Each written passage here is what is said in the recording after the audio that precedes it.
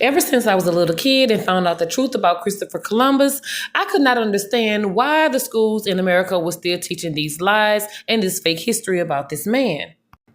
For those of you that are still convinced that Columbus discovered America and you're passing this fake knowledge down to your kids, let me enlighten you a little. First of all, Christopher Columbus did not set out to prove that the earth was round. Christopher Columbus actually thought the earth was pear-shaped.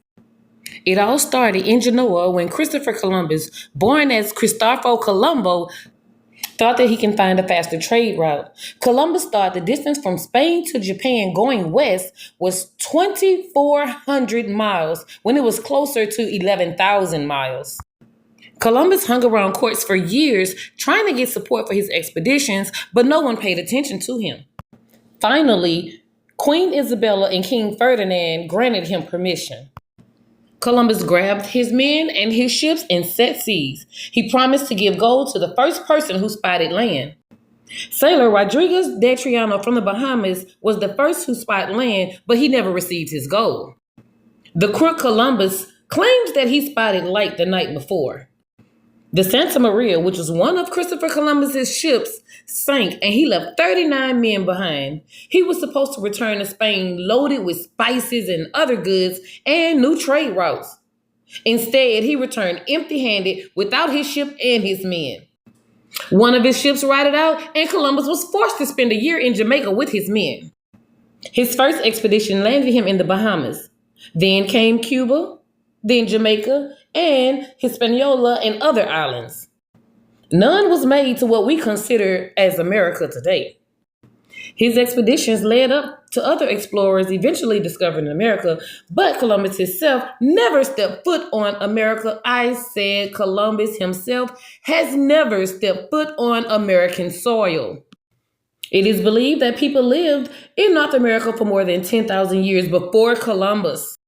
We were later taught that the Vikings discovered America, but the Vikings, explorers, and possibility of Leif Erikson himself establishing colonies along the eastern coast of Canada as early as the 10th century.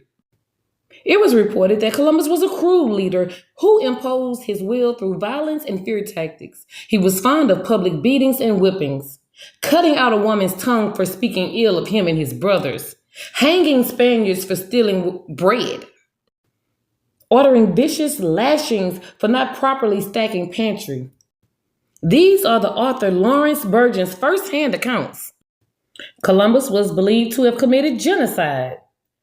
His direct interactions with the Taino natives of the Hispaniola caused the deaths of millions.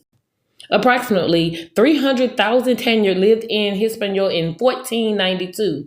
16 years later, only 60,000 remained, and by 1548, only 500 remained. It is believed that 50,000 committed mass suicide rather than to live under Spanish rule.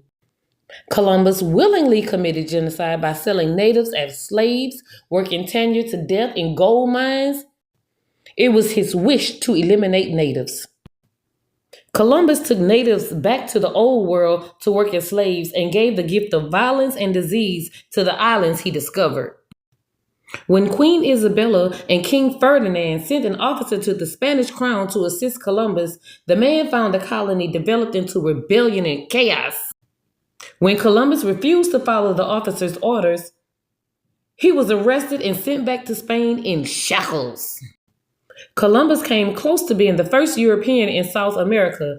Instead, he died thinking he discovered a new continent. He believed that he had landed on some Asian island that had not yet been mentioned by Marco Polo. He mistook the coastland of Venezuela for mainland in China and wasn't interested in pursuing it further.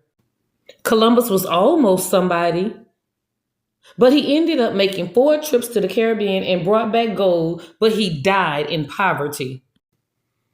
Among one of his biggest lies, Columbus also claimed on January 8, 1493, that he saw 3 mermaids. Some say he was mistaken. Others say it is just another outright lie. What he saw was actually a manatee among the Dominican Republic. So if you're really going to teach about Christopher Columbus, how about teaching the truth? Stop passing down these lies and this fake history among our children? Why is this man honored? Why do we celebrate Columbus Day? Why is he even recognized? Christopher Columbus, the fake, the scam.